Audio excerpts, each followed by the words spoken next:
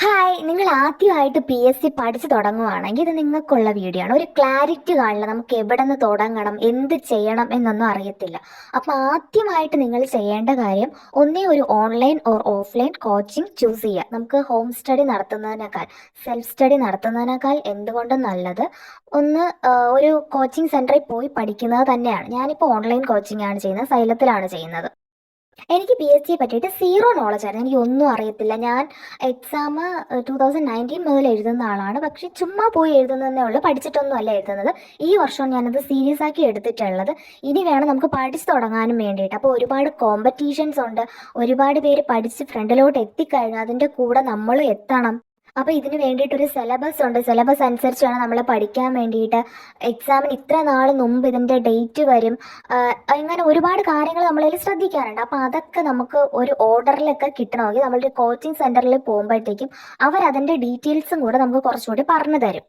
ഇവിടെ നമ്മൾ ഒരു ആവറേജ് സ്റ്റുഡൻ്റ് ആണോ, ബിലോ ആവറേജ് ആണോ, ടോപ്പർ ആണോ എന്നുള്ളതൊന്നല്ല. പക്ഷെ നമ്മൾ സ്മാർട്ടായിട്ടും ഹാർഡായിട്ടും എത്രത്തോളം പഠിക്കും അത്രത്തോളം നമ്മുടെ പേര് ലിസ്റ്റിൽ വരാനുള്ള സാധ്യത കൂടുതലാണ്. ലിസ്റ്റിലെ പേര് വന്നവരുടെ മോട്ടിവേഷൻസ് കേൾക്കുന്ന ടൈം നമുക്ക് ഏറ്റവും കൂടുതൽ ട്രിഗർ ആകുക, അവർ സോഷ്യൽ മീഡിയാസ് എല്ലാം ഉപേക്ഷിച്ചു, സോഷ്യൽ മീഡിയാസ് ഒന്നും യൂസ് ചെയ്യത്തില്ലായിരുന്നു. ആസ് എ ബിഗിനർ ഞാനത് സജസ്റ്റ് ചെയ്യില്ല. കാരണം ഒറ്റയടിക്ക് സോഷ്യൽ മീഡിയ എല്ലാം എടുത്ത് മാറ്റുക എന്നുള്ളത് നമുക്ക് സാധ്യമല്ല. നമുക്കത് ഒരു എക്സ്ട്രാ ബേർഡൻ ആയിട്ട് ഫീൽ ചെയ്യും. അതുകൊണ്ട് നിങ്ങൾ എന്ത് ചെയ്യുക, നിങ്ങളിപ്പോൾ ഫുൾ ടൈം ഒരു 15 മണിക്കൂർ അല്ലെങ്കിൽ ഒരു 20 മണിക്കൂറൊക്കെ സോഷ്യൽ മീഡിയ ഉപയോഗിച്ചുകൊണ്ടിരിക്കുന്ന ആളാണെങ്കിൽ ആദ്യം ഒരു അരമണിക്കൂർ, 1 മണിക്കൂർ, ഒരു 1.5 മണിക്കൂറൊക്കെ പഠിച്ചു തുടങ്ങുക. അങ്ങനെ തുടങ്ങിയാലേ നമുക്ക് ഒരു 5 മണിക്കൂർ, 6 മണിക്കൂറൊക്കെ ഇരുന്ന് പഠിക്കാൻ പറ്റത്തുള്ളൂ. ഒറ്റയടിക്ക് നമ്മൾ ഇന്ന് പോയിട്ട് ഇൻസ്റ്റാഗ്രാം ഡിലീറ്റ് ചെയ്യുക, നാളെ മുതൽ ഫുൾ ഇരുന്ന് പഠിക്കുക എന്ന് പറഞ്ഞാൽ നമുക്ക് ഭ്രാന്താവും. അതുകൊണ്ട് നിങ്ങൾ അങ്ങനത്തെ മണ്ടത്തരമൊന്നും ചെയ്യരുത്. ഫസ്റ്റ് നിങ്ങളൊരു കോച്ചിങ്ങിന് ചേരുക, അത് ഓൺലൈനോ ഓഫ്ലൈനോ ചേരുക.